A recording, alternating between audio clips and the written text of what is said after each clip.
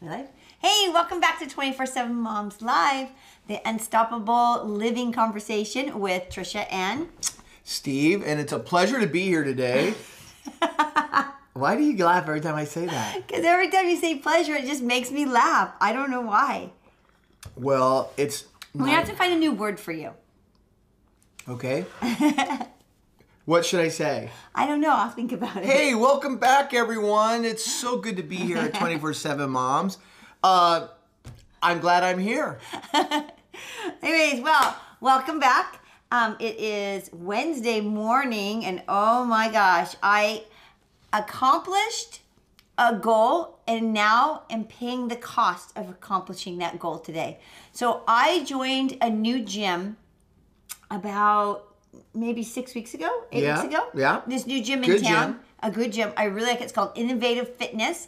And they basically have these classes that you go to, and they're smaller in proportion to what was at the YMCA. And so that's why I was switching. And they're just a little more focused on making sure you're doing every, what do you call them? Exercise or Right.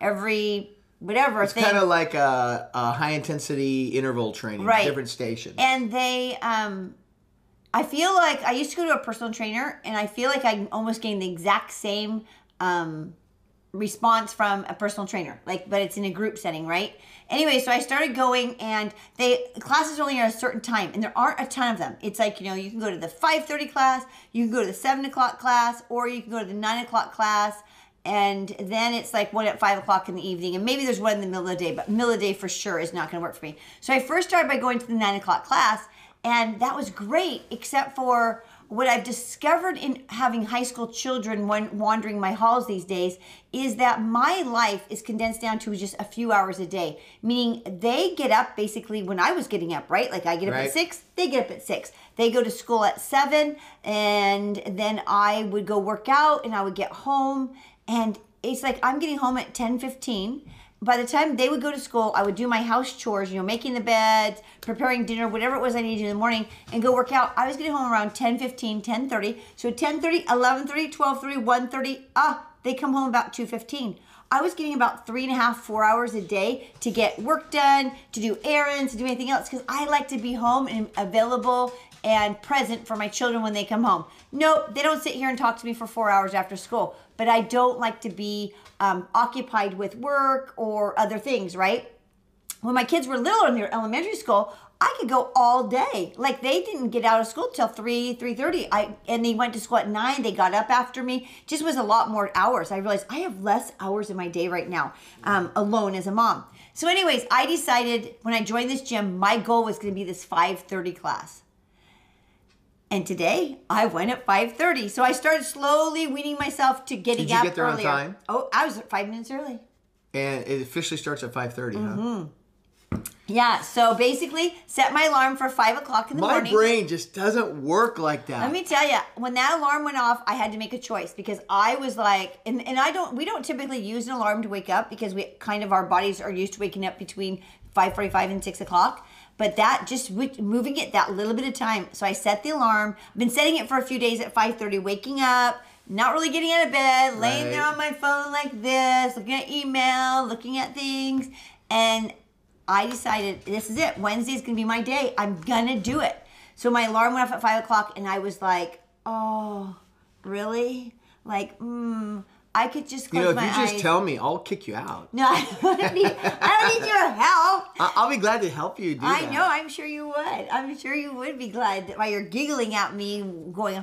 So I thought, I got to do it. I got up, I put on my workout clothes, and I went out the door. I brushed my teeth, and I went out the door, and I got there, and I arrived, and so I know some of the girls at this 5:30 class, and they go, "Oh, it's great to have you here.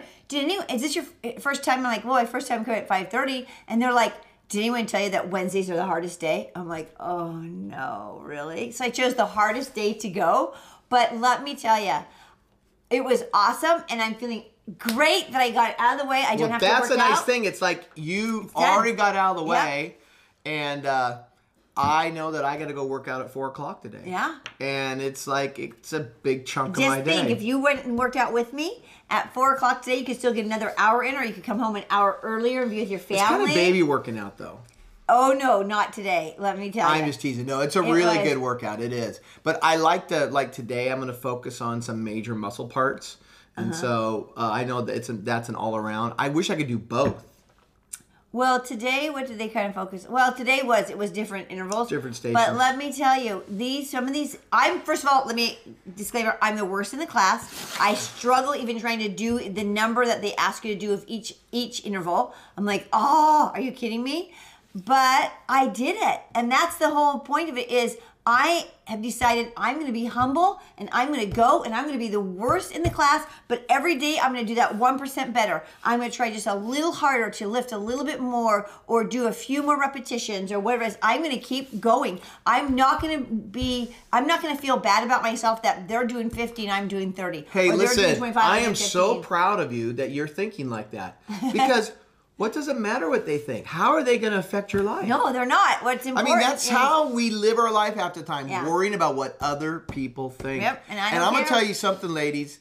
You can't worry about that. Nope. I mean, if you're going to get ahead of the game, this isn't about what your neighbor thinks. This is about what is good for you. Yeah, I can't care about what I look like when I go out the door. It's just get up and go and do it. And go get it done. Yeah. Very good. Healthy. That was my morning. Emotionally healthy. I'm liking that. And now I'm probably going to pay for it all day because I am kind of dragging right now. Like, oh, my legs are tired. But I already worked out and now I just basically earned back an hour of my day for the rest of the day. So actually an hour and a half because I have the driving time. So, yeah, I think it's great. Super excited. Well, we thought today we would chat a little bit about what are the habits, values that make our family thrive. What have the Novotnys discovered along the way of raising 5 kids? We didn't start out the get-go with one baby and go, oh, these are the things we're going to do. Mm-hmm. Along the way, trying our hardest to be intentional parents, we discovered some of these things that were important to us for our family, in raising our family. Well, and because we were thrown in the fire early to be parental and children educators. I mean, we had to kind of like teach and talk about good family values. Mm-hmm. I mean, we did a lot of research when we were younger. Even now, I mean, we read, if you go into our garage, there must be 300 books on marriage and family and kids, and just trying to get a well-rounded understanding of what it takes. Yeah. Because we're like you, we got these. No one gives you a manual. Yeah, you got these machines, and you got to get your tools ready for it. And we didn't want to be these overbearing parents, but we didn't want to be the parents too that just let the kids go crazy. And we didn't want to just take one person's philosophy, right? So we didn't want to just do we're going to read this book and this is how we're going to raise our kids, or we're going to watch these videos or go to this seminar and that's what we're going to follow. We kind of have that perspective or that mindset that we can glean a little bit from all kinds of ways that people raise their kids. And there are particular families that we have looked up to, that we have watched raise their kids that are 10 years older, that are 10 years ahead of us. Mm-hmm. Some are right there with us. And we have gleaned from them as well and found things that worked for us.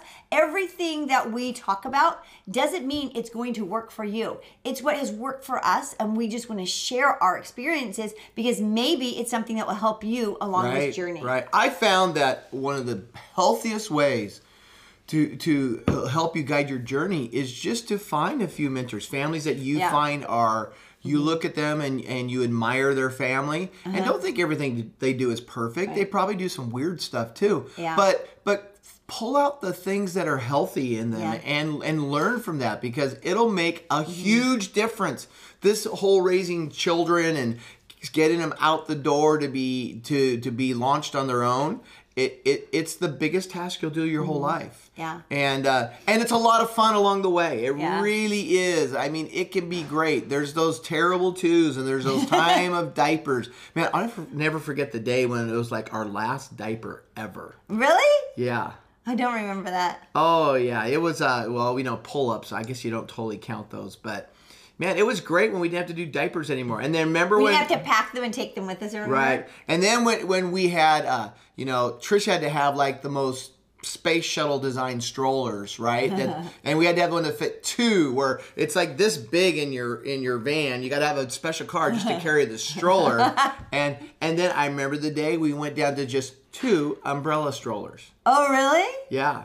Wow. I don't even remember that. And then we get to the point where I probably was mourning because I actually loved the stroller years. Well, you had some great strollers too. I mean, those things were Plus, they're my shopping cart when I go shopping, right? You can shove things all around your kids and underneath. And yeah, I'm not.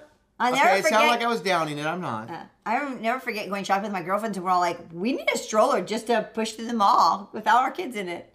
Yeah, no, that was good. But then we're down to just 2 umbrella strollers. Yeah. And I remember we'd go to Disneyland, and our first stop would be to Target. And we'd buy 2 umbrella strollers. And one of the kids was really too big to be in it, but it gave this perfect chair for a kid to relax while you're still moving around. You didn't have to stop and rest all the time. When we would go with our friends to Disney World, we kind of took this annual trip for a few years, and we would go get these umbrella strollers, and we would put the 10-year-old, the 8-year-old, and the 2, I'm in Savannah, 5 or 6 years old, and we would put them all in strollers. So we put 4 kids in strollers. We had the 2 older boys pushing, and then we had Caleb in his own baby stroller, right? Because he was too little for a thing. So we'd have 5 strollers, and let me tell you, you can book through a Disney World park with 5 strollers. Oh, yeah. And all of us pushing. So the 2 big boys would each push a stroller. The dads would push a stroller. I'd push mine. We'd all kind of trade off. And let me tell you, we could book it through a Disney World park with all these kids, because that made 7 kids at the time. That was before Nate was born. And oh my gosh, that was the way to do it. People that say, oh, I'm not going to use a stroller. Are you kidding? It is the fastest way to book through a park. It is. And your kids aren't as tired. Our kids could go from morning to midnight because we didn't wear their little legs out. Yeah, we should do a session one time of how to successfully go after a theme park with a family. True. Okay, so let's get into what are some of those habits, values that we have as a family, Steve. Yeah, these are just, again, things that we do, but they're healthy. And you're going to recognize, yeah, we did that. But let me tell you a couple things that are really important to our family. And this is, you've got to figure out places to have special quality time with your kids in an environment where you can share as one. And for us, we've made that our dinner time. Yeah. That pretty much any given day, we start calling each other in the afternoon and find what are we doing for dinner. And it's not really what are we eating, although that's part of it, but it's kind of like how are we going to congregate everyone together for dinner and what it's going to be. So like last night, we all ate kind of different things. Yeah. Well, what happened is I had to drop my car off, and Caleb had been working out with his trainer, and he was starving. And I was stopping at Costco to pick up some allergy medicine. And so he's like, Mom, can I please eat something? So I said, yeah, you can eat. But that doesn't mean he doesn't come to the dinner table, right? Like he ate dinner early because that's what he wanted to do. And so he came to so I had a dinner planned, and then I had to be really flexible and change that. Like, okay, he didn't want that. Steve wanted something different. And so we just kind of flexed with it, and I made a smaller amount. But the important piece is we all gathered at the table. We all gathered together, and we all sit down and we all talk. And we use a couple techniques too to get some information out of them, because kids will just look at their food, stare, and then want to pretend they're gonna either lay down or they're gonna go back to their room. So we ask them a couple things. Here's the way we do it, and this is a good technique for you. One is, and we learned this from a friend of ours a while ago. It's a great way to do it. Is that when you're with your kids and they're talking about school, ask them to teach you something they learned today. Yeah. I mean, teach me something that you learned. And it allows them to roll back in their head and regurgitate something maybe that triggered their brain. But the fact that you are giving them authority to tell you what they learn and to teach you, it changes the dynamic in the way they do it. It's a mental shift that's really powerful for a child. And so help them to do that. And say, hey, teach me how something I do, and I do it just to help create their brain to work a little bit. I look at them and I tell them, tell me a story. Yeah. Like, tell me a story today. Well, what do you mean tell me a story? Well, I don't know. Tell me a story. What happened with your friends? What happened at school? But the point is that some of the highest forms of communication that you can learn in your life is to be a good storyteller. Yep. I mean, and you're teaching them that. Oh, yeah. And if you think about it, I mean, before there were books, it was only storytelling. But we're also teaching them that, this way, as they grow older and into adulthood and they're out with friends or they're out with their boss or they're out with other people, this helps them to also have the ability to have know how to converse and have conversation with other people. Exactly. So from the time they're little, dinner time has been a conversation around our table. Right. So when they get to the level where they have to talk with adults, there's no awkwardness. Right. They can immediately engage somebody. And then we give them some tools, which we can talk about later as they become teenagers, of how to have a conversation with an adult where you don't feel like you are it's just Q&A. They're asking you questions. You're giving one-word answers, but you're really engaging in the conversation. But anyway, the dinner time is a great place to do that. And we could talk forever about that. But those are just two little things that you can do at the dinner time. So what's important is cell phones off, sitting at the table, and being ready. So you have to be proactive in it. You have to think about what you're gonna have for dinner, plan out your meals, and then just make sure your kids are all home and gonna gather. So we make that a real important priority. Our kids can be out doing things, but they need to be home at the dinner hour. Number 2, we call it a hug, kiss, and a prayer. And that is, we do our best to not let our kids head out that front door in the morning, or if they're leaving, especially when our kids went off to college, or our kids that live out of the country, whatever it is, they do not leave this home without a hug, a kiss on the cheek, and a prayer from mom and dad, or mom or dad if we're both not there. But it's really important. And so on the day-to-day for them going to school, that is something that we have really tried to do since they were little.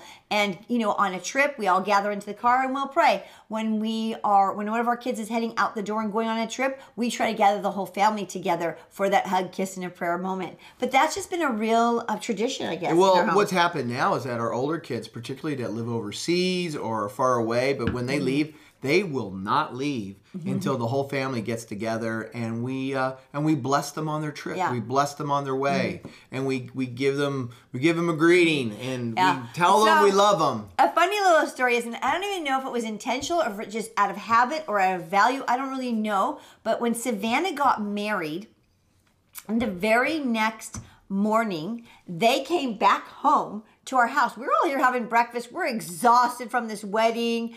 And, there's just stuff everywhere. House is a disaster. All of a sudden, they come walking in the door. And it was so interesting. So it gave us that opportunity to pray with them before they left for their honeymoon. But it was so funny. It was like, they're back already. Well, and we didn't expect it, but they just wanted to come hang out. And they wanted to just... Get a little breakfast with us. And... That was really sweet of them. So that's another one of our one of those things that we do.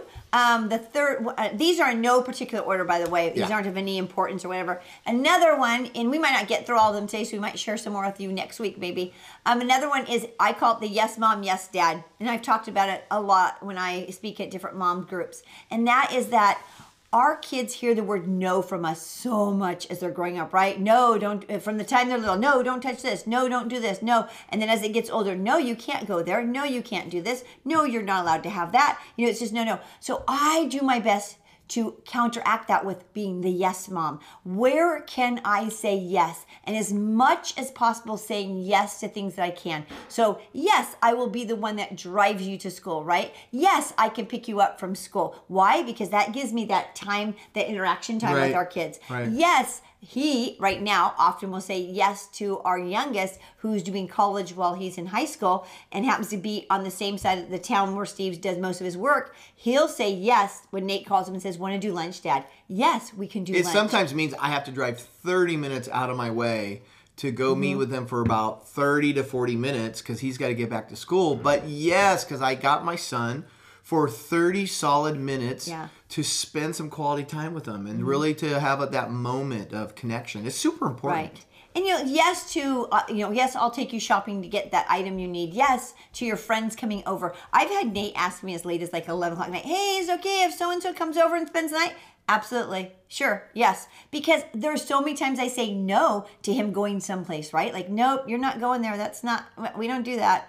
So why would I not want to say yes to things that we do value? And that's valuing friends in our home. Yes, I'll make you cookies when you get home from football practice. That's a big thing for Nate during football season is he likes me to have cookies before he goes to practice. He likes to come home, eat cookies. Probably the worst thing you could eat before you go play football. But he likes to walk in the door, have his cup of milk, dozen cookies. What kid wouldn't want that? I know. That kid, that's so spoiled. But I say yes to that because those are things I can say yes to. I agree. So find things that you can say yes to your kids so so that it counteracts all the no's that we have to say. Well, you got to say no's as well. Yeah, because those are important. Right. So just make sure that you have lots of things you can say yes to.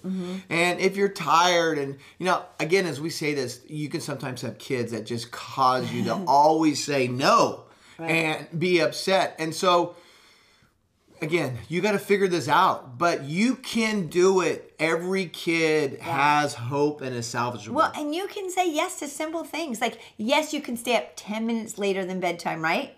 No, you can't stay up 3 hours, but yes, you can say have an actual extra 10 minutes. Yes, you can wait and do your homework after dinner. I mean, again, you're not going to do these things all the time, but once in a while, saying yes really counteracts that. My mom's always saying no. It's just no to everything. No to everything I want to do. No to all my dreams. No to all my ambitions. Find those things we can say yes to.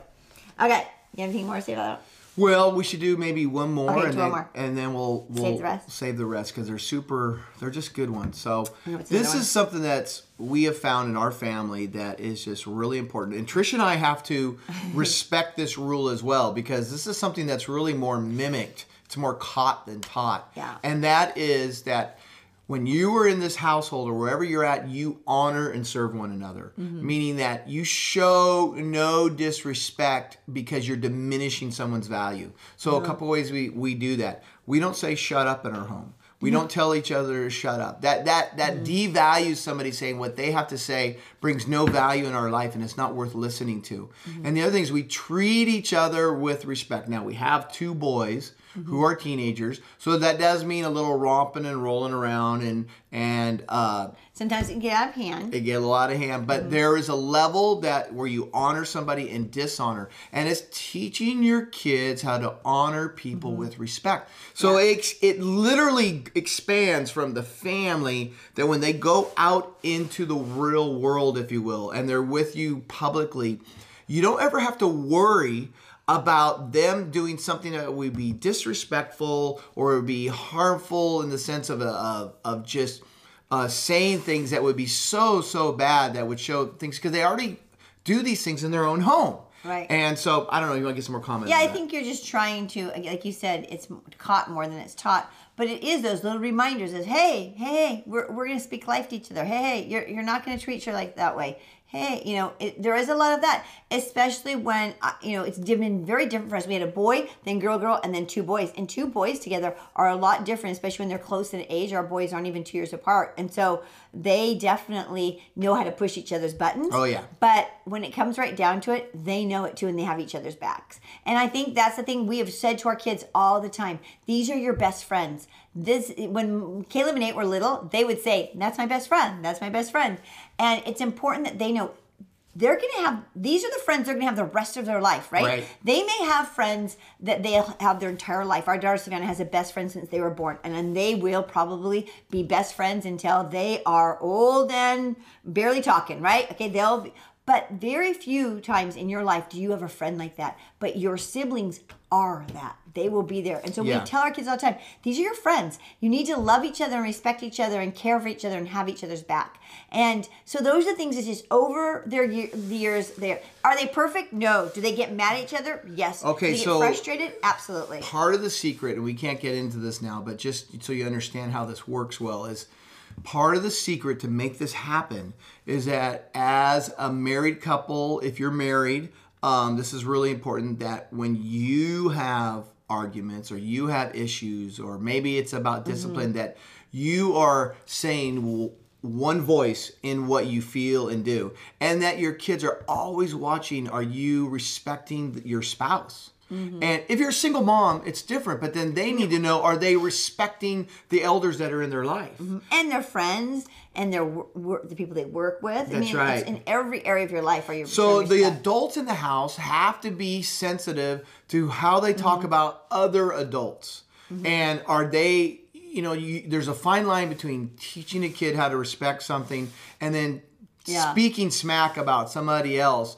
And is it really healthy for them to hear that? And so you've got to decide that. It doesn't mean you hide things, but that you're giving life out of what you say. Yeah. And that's what's For really sure. important, that they sense that you give life to what you say. You don't simply give death everywhere, because either you're saying things that help people grow forward or you're saying things that help people grow back. Again, temper it. I'm not trying to tell you can't talk about the dark things of life, but do it in such a way that either it's a teachable moment or you can bring a healthy ending. Sometimes I'll say a couple things to my kids. I'll say, guys, that wasn't right. That's not fair. I shouldn't be saying that. Sorry I said that. Because we do stuff like that all the time. Well, and last night we were talking about the number one character of a leader. The number one character of a leader in my studying that I have done is putting others first, is thinking about others first before themselves. And so we talked about that last night around the dinner table. We are working on going through this book, What I Wish I Knew at 18. And and we're going through it slowly because we're really trying to grasp it and really teach it to our kids in teachable moments. And it's just something we pull out at the dinner table. We read just a portion of it and then discuss it. And there's little questions in it. And we talk about it. And that's one of the things we talked about was the importance of putting others first and thinking about others. And that being a leader isn't gathering a bunch of people around and telling them what to do. It's actually thinking about them first. It's actually creating them to be leaders and encouraging them. And really, that's what it's about with our kids. It's helping them to understand how to think about others first, think about each other first, to care and to honor each other. So it's interesting because this has been scientifically proven. Jim Collins, who wrote the great, really good book, Good to Great. I said both his words in that. Isn't that funny? Anyway, all it does is they looked at the top 100 countries in the world and what made them successful, and the CEO that ran them, and what was different about these particular ones above everybody else. And it whittled down to like 20 companies that had these very unique growth patterns of success. They measured, they tried to figure out the measuring markers, and they found that there's different levels of leadership. Right. And they labeled them from type 1 to type 5. And most of the successful ones were type 4. But like those 20 companies that they found that there was magic in their whole situation. The difference between a type 4 leader and a type 5 leader was the ability to be selfless. Yeah. Was the ability to not feel like they had to promote themselves. That they could promote others over themselves and feel comfortable not getting all the glory. But not jumping ship here, but asking your kids those questions like, what do you think makes a great leader? What's the character of a leader? It's interesting to hear them talk about it and what our conversation was about that yesterday. Anyways, just another one. So the 4 things that we talked about today, and we have more than this, so we'll talk again about this. We'll talk more about it. The first one is dinner time. Is really just creating that intentional dinner time, that gathering your family together around the table to have conversation. I don't care if you serve soup and grilled cheese sandwiches or everyone is getting something different or you're ordering pizza in, but taking that time to gather around the table with your family is so, so important. And if you have itty bitty babies, pulling up that high chair and just getting them used to, this is the time we gather as a family. This is when we sit down as a family. Yeah, the point is it's not about the food. No, it's about the gathering. It's about the time.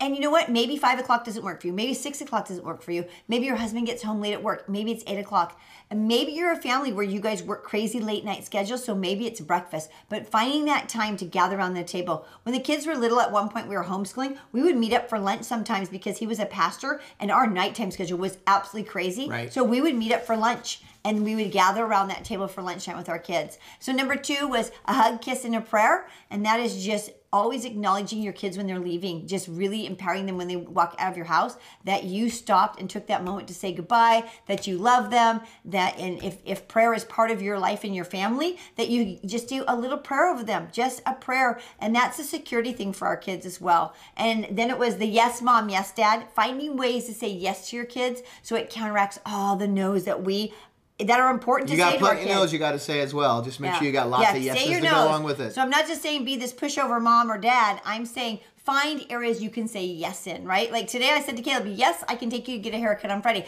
That was a yes, right? Then there's no's that will come about today. No, you cannot play video games before you do your homework. So there'll be a no coming along the way too. And then the last one that we talked about today was honoring and serving your family and just really honoring each other as siblings, of just really valuing that relationship as a sibling. And that you speak life, that you teach your kids to speak life. It doesn't mean they mush over everyone. It just means that what they say does not bring an emotional damage. Right. And having their back out there in the real world, right? Like having each other's back and stuff. Anyways, but there's one little story I'm going to tell before I go on that one. When Shelby and Savannah were in middle school, and they were 2 years apart in school, and I don't know, they were bickering or something. They shared a bathroom. They have bedrooms and they have a bathroom between. And I could hear them one morning. And I just was like, done. Like, that's not how we're going to treat each other. And I said, look, girls, if you don't start getting along and start making sure that you prioritize each other, you're just going to start having to sit together on the bus. As if, how was I going to enforce this? I have no idea how I was going to enforce that. Like, was I going to show up at school and make sure they got on the bus together? But I was like, you're going to have to start sitting together on the bus. I don't know why I decided that. But let me tell you, somehow that clicked in, and they still laugh about me telling them they're going to sit on the bus together.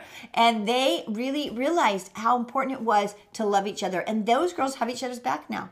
Yeah. I mean, they do. And it was, again, that wasn't just over one and conversation. they're completely different individuals. Oh, totally different. I mean, they have different likes and personalities and the way they do life.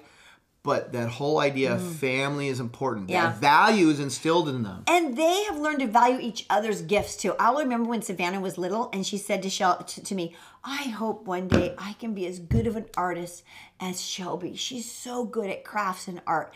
And Savannah is really a crafty girl now. And it's so funny. She is. But she really looked up and admired that area of Shelby's life, that Shelby was really crafty in art and could draw and just did really pretty things. And she was like, someday I want to be that way. That's what you want your kids to admire one another as well. So anyways, we're going to end with that. Thanks for joining us. We'll be back here again tomorrow morning, 7:30 a.m. Pacific Standard Time. We come live every weekday morning to share with you just life, our morning conversation, and what different things we talk about and different things that we're going through. Thanks for taking a few minutes to listen to your day. Hopefully it helped you. Yeah. Share in the comments maybe areas of your family. What are some of your healthy habits that you do as a family? And maybe a struggle like you're trying to figure something out with your kids, or let us know what it is. We'll be glad to break that down and work with you on it. And if you want to be anonymous in sharing things, continue to private message us. Just send us those in private message. You can do it to us personally or on our 24/7 Moms page as well. Wherever it is, you can send it and just say, hey, or if you have an idea, you have something you wish we would talk about, feel free to add that in as well. So thanks for joining us. We'll see you tomorrow morning. Bye. Take care.